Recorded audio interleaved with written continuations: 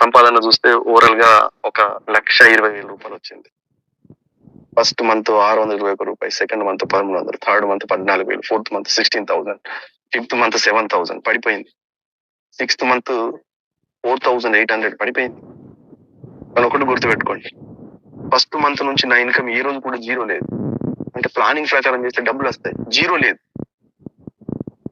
Zero వచ్చినా భయపడాల్సిన పని లేదు. ఒకవేళ డబ్బులు రాకపోయినా కూడా భయపడాల్సిన పని లేదు. చూడండి, 600, 1300, 14,000, 16,000, 7,000 పడిపోయింది. ఇక్కడ భయం వేస్తుంది అందరికి.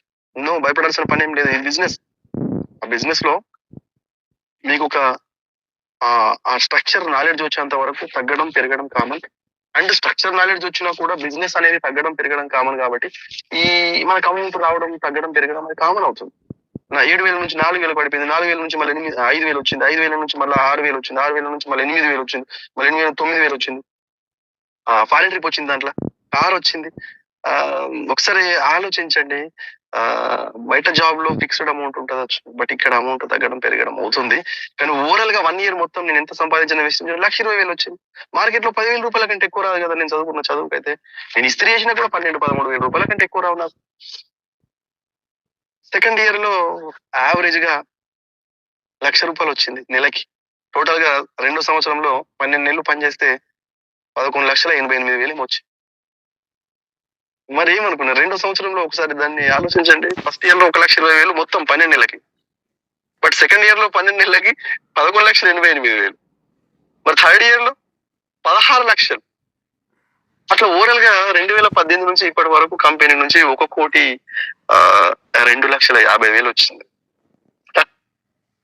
1,02,50,000. సరే ఆలోచించండి. కళ్ళకి వెళ్ళి నీళ్ళు వస్తుంది నాకు దాని గురించి మాట్లాడతాం. ఒకప్పుడు ఉన్న సిచ్యువేషన్, భోజనం చేయడానికి కూడా డబ్బులు లేవు, స్కూల్ ఫీజు కట్టడానికి కూడా డబ్బులు లేవు.